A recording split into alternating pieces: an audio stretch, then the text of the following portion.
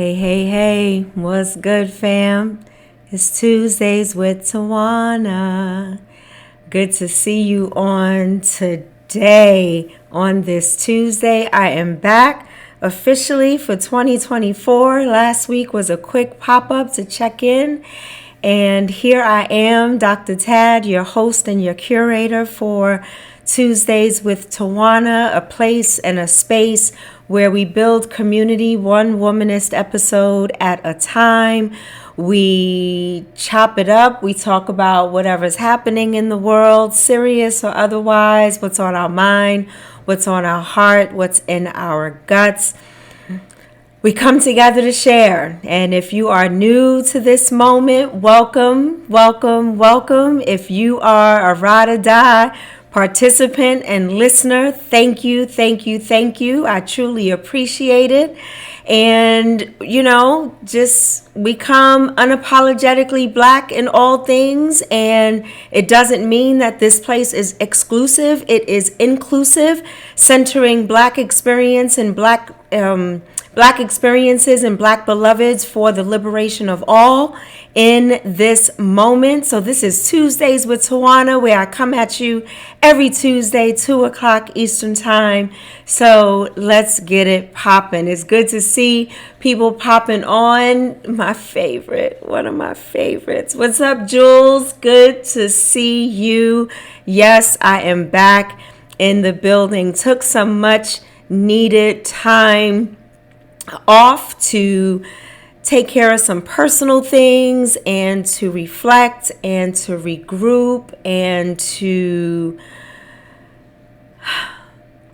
just really tap into this moment, to ensure that this moment is speaking to the masses, to ensure that we are focusing on liberation and joy and freedom and calling things out and in and really addressing the ills of society and addressing the joys that we are experiencing, because this beautiful Black face on your screen oftentimes is depicted as someone who is going through drama, or there is judgment, or there are assumptions that are made about who I am and who I represent. And we are here to dispel all of those misnomers and misunderstandings and assumptions and judgments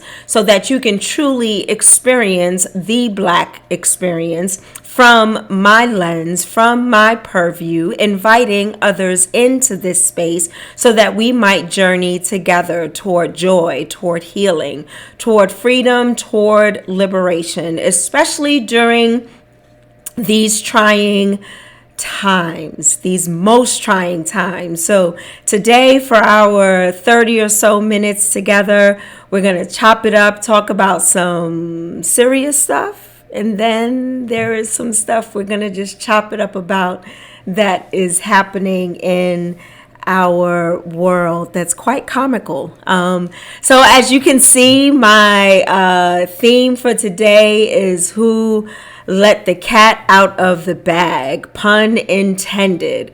So we're going to start there and we're going to flow today. We're going to flow in the next 30 minutes. We're going to flow into different conversations. We're going to flow depending on the comments and the reactions and, the feedback from beloveds, because this is what we do. This is not all about me, and it is about me facilitating and guiding us through this moment so that we all might be able to experience some semblance of release and respite and restoration, provision, guidance, covering, protection, love, peace, and joy. So, who let the cat out of the bag? So I know this is not necessarily the newest topic at hand, but I've been gone for a minute, so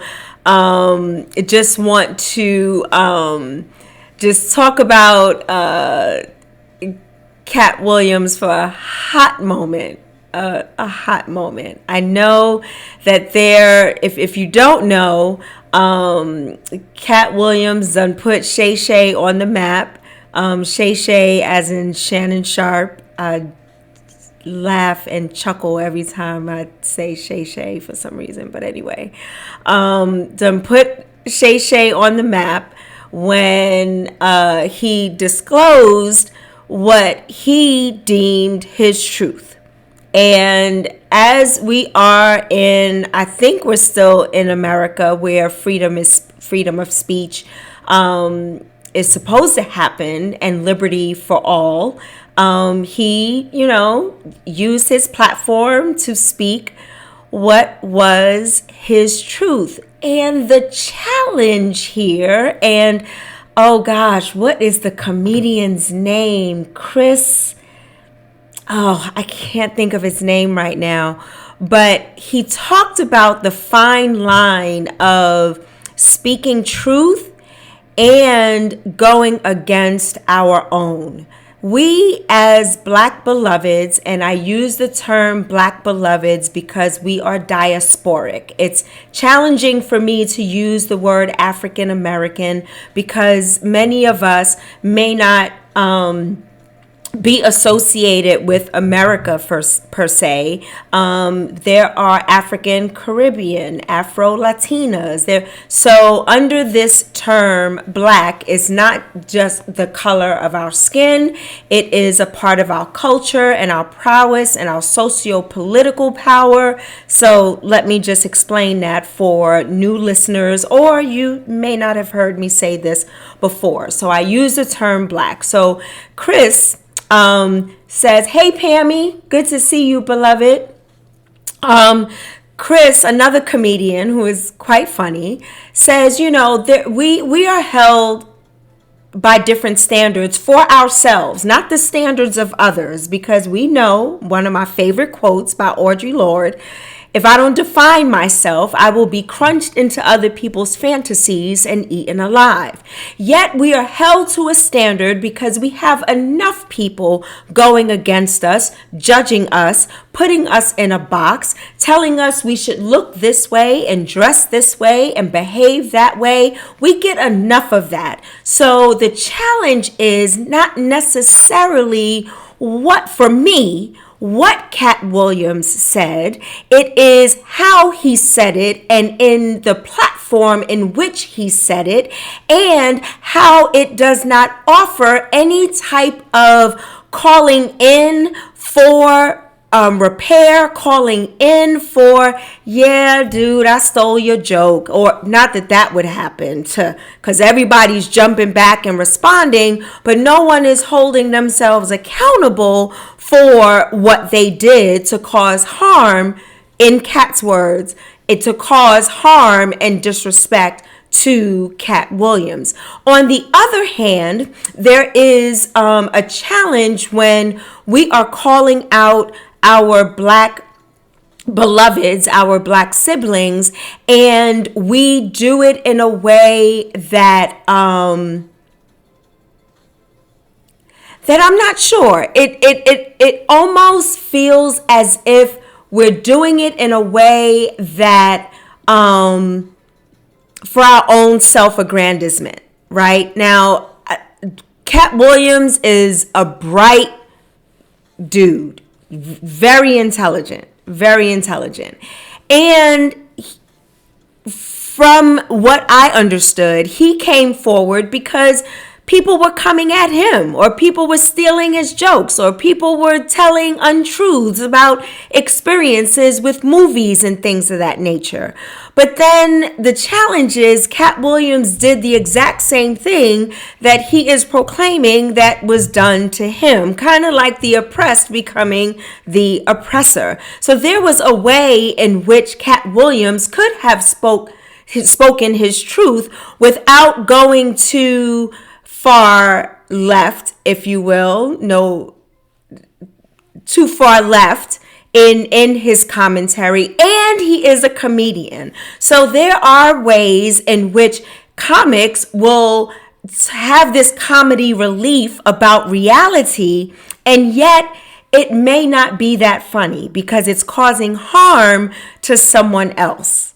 Or it is making assumptions and judgments about someone else. And this is the very thing that we don't want to happen to us from other people who have power, who want power over, who are white supremacists, who are racist, who continue to judge us because of our mere presence and the color of our skin or the way we wear our hair. So we are held to a different standard, which then causes us to be mindful, not careful or walking on eggshells, but to be in a place where we can be courageous and speak unapologetically that builds up our communities versus tearing it down. That then builds up and speaks to someone that erred in their ways so that we can then journey together towards some semblance of healing if that is what you want. Now, Katt Williams may not want that. I didn't talk to him. I don't know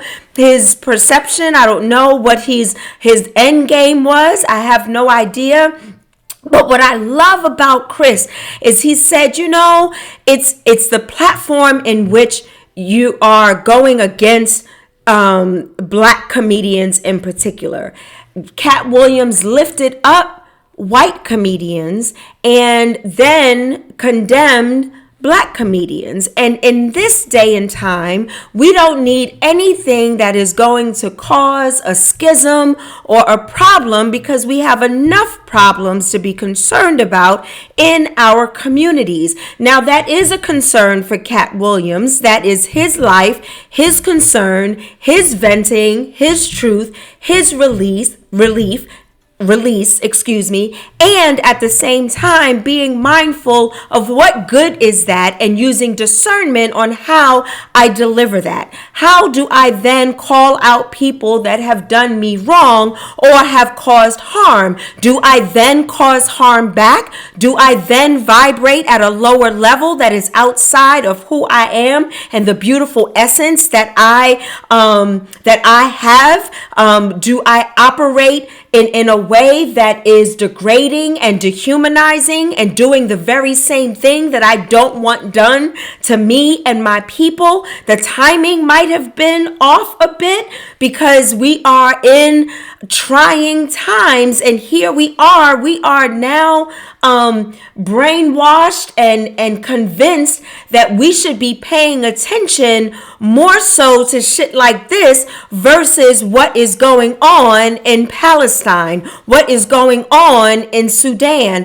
what is going on in Tigray. Not to say that we can't chew gum and walk at the same time, but it is also a level of discernment of how and when I present myself in certain situations so that I am building and not tearing down someone else, because that is very white. That is very degrading and dehumanizing, and we have had enough of that. Hey, Jan, good to see you, gorgeous. Yes, Pammy, this is, and the millions and millions and millions and millions of views that Shay Shay got. But yet, if I talk about this, I'm not getting 20 million views or whatever because I am talking truth to power or I'm speaking to the ills that's going on in our society, or people now have become, it's a term for it, like they love the drama, they love the violence, it's like trauma porn. They're attracted to that. And when do we move away from that trauma porn and begin to address the trauma so that it's not entertaining and people aren't making money on, because they've already made enough money on the backs of who we are, but now you're even profiting off of our trauma, off of our harm, off of our hurts, off of our disappointments. I was talking the other day and I said how funders will be quick to fund me during my pain, but won't fund me during my joy.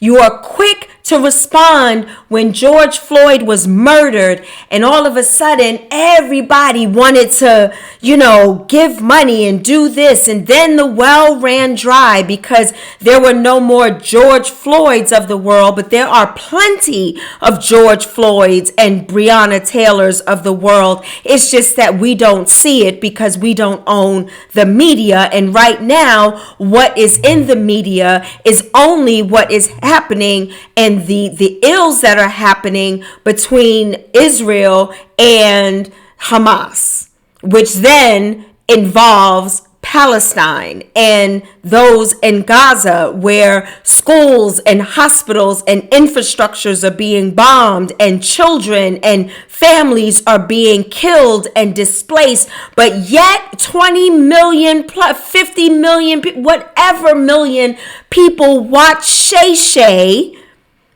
Whether it was a release, whether it was an escape, I watched it. I spent 2 hours and 45 minutes of my time to watch it. I thought that he brought up some very good points. I thought that I honored him in his space and speaking truth. And yet I question, who are you targeting? And what is your end game? Because my challenge is we have got to stop attacking one another because we get enough of that in our communities. So speaking of attacking one another, now we have, hip hop has been a culture bearer since its inception in the 70s, right? And even prior to that, before hip hop was called hip hop, or before rap was called rap, it was happening well before then, because we are the creators of this beautiful thing called music and jazz and R&B and we're just the creators. We're the creators. So now we have this beef between Nicki Minaj and Megan Thee Stallion. So Megan comes out with a song called Hiss, and then Nicki felt the need to pull receipts like Katt and come back at Megan. And now everybody's making money. And what is it doing for our community? What is it doing for us? It is entertaining in the moment and harmful at the same time. How can we then balance out these beefs that we have and still call people in to righteous behavior? You can still be funny. We can all eat.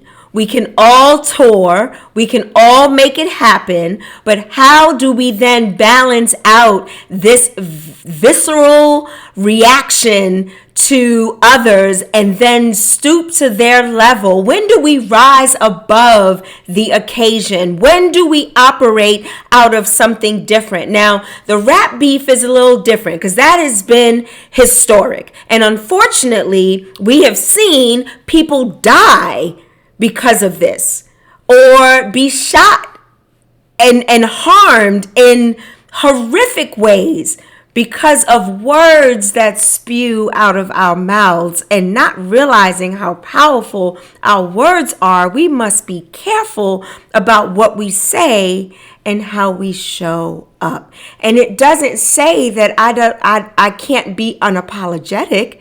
It doesn't mean that I can't be proud of my blackness. It doesn't mean that I can't, be proud of wearing this kafaya and representing my siblings in Palestine. It doesn't mean that I can't do all of those things and still stay true to who I am as a black woman and trying to survive these streets that constantly tries to kill us, mind, body, and soul. Pammy says, we are the most, you better say it, we are the most disrespected group in America, and I hate that these women with so much influence to drag each other. We are contributing to the lack of respect. Absolutely. We are contributing to it. And it's It's disheartening. And at the same time, I want to honor, or no, I want to acknowledge our right. I have a right to come on this platform and say what I'm saying. This is from my experience, and other people, may not agree or may not understand. They didn't walk in my shoes. They didn't live my life. And yet I am saying it because I know that I shouldn't be here, because 41% of my beloveds have died due to the same diagnosis that I have been diagnosed with right now, called breast cancer. And it is because of lack of access. It is because of lack of universal health care. It is because of the color of my skin not being honored. When I walk into a doctor's office and you look at me and make assumptions about me and my pain, and you don't acknowledge my pain. So here we are spewing hate and talking about each other and pulling receipts and tearing each other down, when that influence could be used in a way to bring us together, so that I'm not moving out of the country come after the 2024 elections, where Reverend Dr. Gina Stewart slayed us with truth, being unapologetic. And I will post the link on my page and in these comments as well, because if you have not seen or experienced, Reverend Dr. Gina Stewart's sermon during the combined National Baptist Convention, you have missed something life-changing and life-altering, because the Reverend Dr. Gina Stewart spoke truth to power and exemplified how we stay truly unapologetic with who we are. And I can call you out on your misogynoir, your patriarchy, your racism, your narcissism, your power over, your greed, your profits over people. I can call you out and speak truth to power, and yet call people in to be like Claudia. Who is Claudia? I'm glad you asked. She let us know that Pilate's wife has a name, and her name is Claudia, although she is unnamed in many of the other books of the Gospels. Her name is Claudia, and she said, say her name. So as we are moving forward in this, and who let the cat out of the bag, what are you letting out of the bag today? Are you letting out a prowess that stoops down to those that are trying to degrade us and demean us? Or are you stooping down to the people like Tim Scott, who says, I love you, Donald Trump, when Donald Trump spewed so much hate about you, Tim Scott, and you have the nerve to be standing behind him smiling and just dancing and shucking and jiving, knowing that he just needs a black face to try to get the black vote because everybody is mad. Or let me speak for me. I am mad at Biden at supporting a war that is killing my siblings unjustly over territory. That the genocide that is going on against my people in Sudan and in Tigray and in Congo.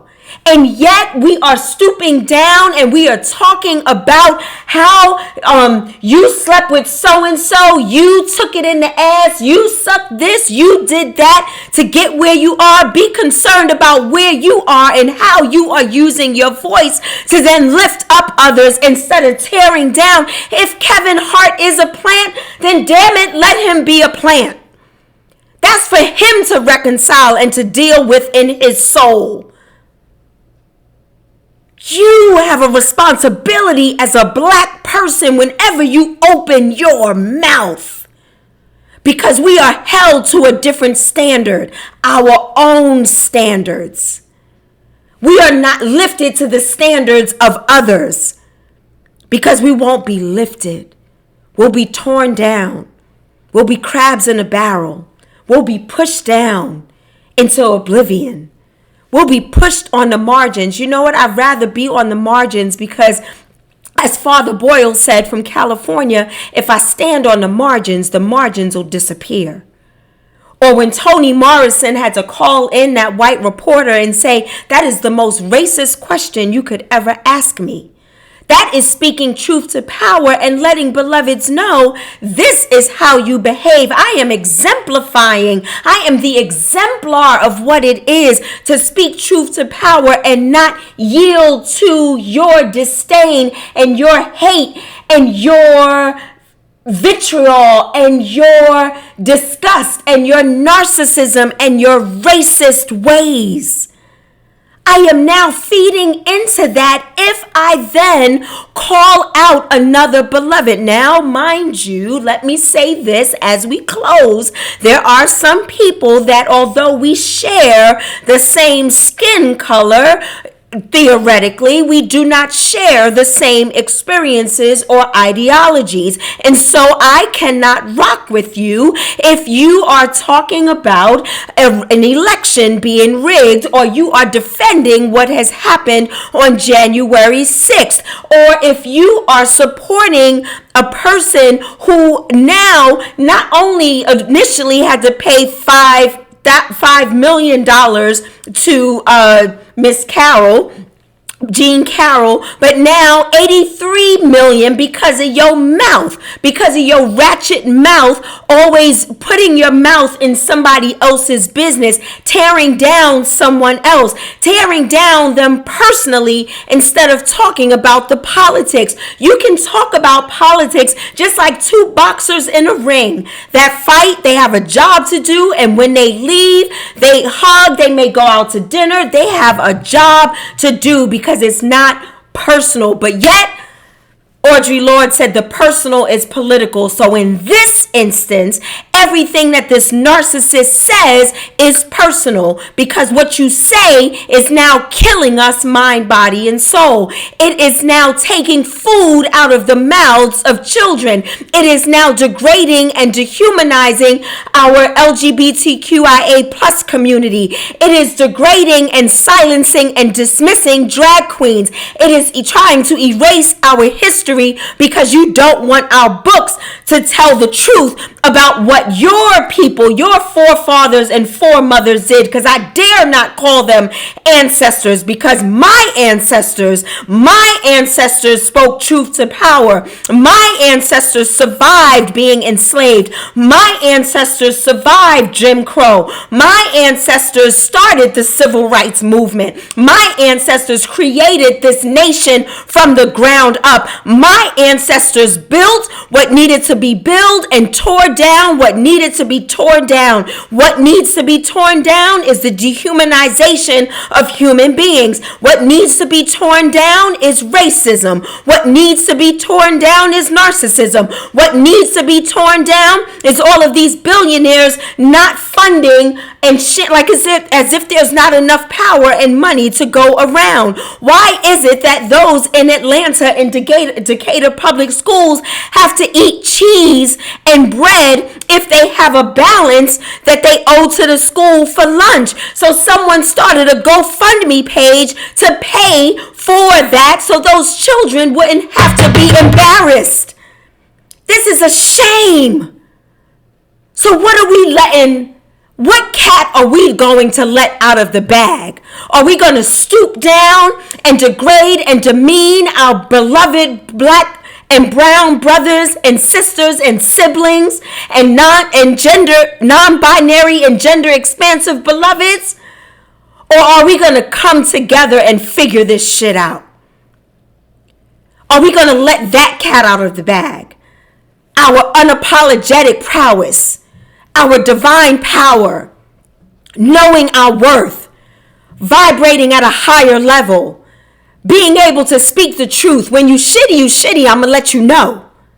But I'm going to let you know in a way that leaves room for you to learn the lesson and for you to heal and to move forward and to change your ways, because I can't change you. We are not in a position to change, beloveds. We can create a space for people to change and people to grow. So who let the cat out the bag? Westernized thought, individualism, patriarchy, either or, linear thinking. I don't know. I would even go so far as to say sometimes, people hide behind social media and make comments or make comments in public settings where you don't give the other person an opportunity to respond. And so then they have to respond in a way that's on social media. And then somebody else is going to respond. But there is no coalescing of the thoughts and minds and experiences. Comedy has been comedy from day one. From day one. When Bill Cosby was straight up ratchet and funny until he decided to clean it up, if you will, so he could be more mainstream. Why did I use Bill Cosby as an example? Oh my gosh, did I say that out loud? I take that back. I take it back. Richard Pryor was always just funny. And then did a both and, he did his movies and, silly movies. But when he was on stage, he dropped more F-bombs than anybody else. Comedy is going to be comedy. But where do we draw that line? Where comedy is, you can do satire, you can be a pundit, you can just be downright funny. Like, I find it so funny when people send me memes of people falling, because I know they filmed it and the person is okay. And I find it funny. And it might not be funny to others because someone falls and they hurt themselves. But it's funny to me. But where do we draw that line from humor or artistry or speaking truth to power when it's not really speaking truth to the power that redeems, the power that liberates, the power that frees us, the power that encourages us, the power that heals us? We are speaking out of power of narcissism and self-centeredness. So the cat I'm going to let out the bag today is that I'm going to continue to be this Black woman, unapologetically Black, will speak my truth based on my experience and invite you in to have a curious conversation with me so that we might be able to journey together and change systems and dismantle the systems that need to be dismantled and build together. That's the cat I'm letting out of the bag. I am not going to diminish my energy to meet somebody else's low vibration. No, it's not happening. I'll leave you with this because we are a bit over time. I have a neighbor who accidentally, and some of you may have seen this on my dailyish freebie. I do Dr. Tad's dailyish freebie on TikTok, literally dailyish. It doesn't happen every day. And I told the story about my neighbor who was locked out with her young daughter. And I happened to notice them outside of my window out there a long time. So I was going to run a quick errand because the Knick game was about to come on. And I was going to grab something to eat. And I pulled over because I know in my spirit that was the right thing to do. And that's what the Most High wanted me to do. And I said, "Are you okay?" And they locked themselves out, and I invited them into my home. And so they could be warm. And she also left her phone in the house. So I let her use my phone. But let me tell you I say all of that, not for self-aggrandizement, not because I'm holier than thou and I heard the Lord speak, pull over and help these lost souls. No, I was the one who was blessed. Because that 6-year-old child who we turned on Spideyverse and we were playing with this little basketball hoop that I have and we're having a good time. And she says, "Something is burning in my spirit and I need to ask you a question. but I don't want it to cause any problems. And I'm like, okay, sweetie, talk to me. She said, are you a believer? I said, yes, ma'am, I am. And she said, so am I. And gave me such a big hug. That opened up the space for her mom, because her mom was sitting right there. We were talking and we just met each other. I never knew her name, didn't even know. Anyway, and she asked to pray for me. And she prayed such a powerful prayer for me. During a time when I was facing some financial challenges, I was facing some medical challenges that she did not know about, and only flesh and blood could not have revealed that to her. But I may not have been as receptive if that beautiful 6-year-old didn't ask me that question to open the door for her mom to pray for me. And pray such a powerful prayer that I can truly say that my life has been changed. I feel different. I feel spirit just moving in me differently. And I am so grateful. I went to the doctor today. They thought I had an autoimmune disease because I had damage to my liver from a previous treatment. And the good news is I do not have the autoimmune disease. I will always have scar tissue on my liver because the liver is one of those things that doesn't rebound or get better, if you will. I will always have that. So I just have to take care of myself. But I was able to receive that news beautifully. No one wants to have cirrhosis of the liver, which is a learning lesson. Cirrhosis of the liver is not just caused by someone drinking too much. It's actually, the definition is damage to the liver caused by some sort of external happening. Like for me, it was the medication that I was on. For someone else, it might be alcoholism.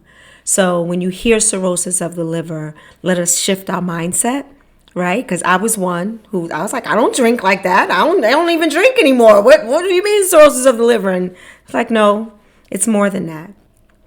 So that was the good news. There is some other news that I'll save for another time, but in that prayer, I share with you often that I focus on my healing, I focus on my joy, I focus on breathing, I focus on this moment that I have, and I don't focus on my diagnosis because Elaine Gale, my writing professor, taught me what you focus on expands. So I continue to focus on my healing, and this is the result. I don't know what the outcome is going to be, but all I know is that I have right now.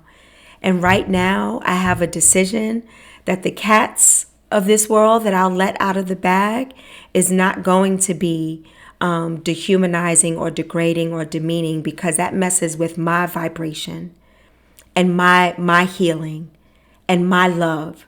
So the same thing that I do for myself, I invite others not only to do that for me, but to create an opportunity for me to do it for others. I can still be funny.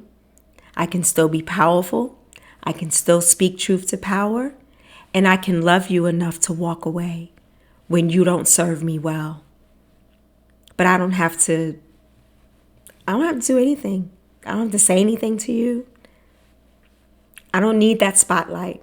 I don't need to prove anything to anyone.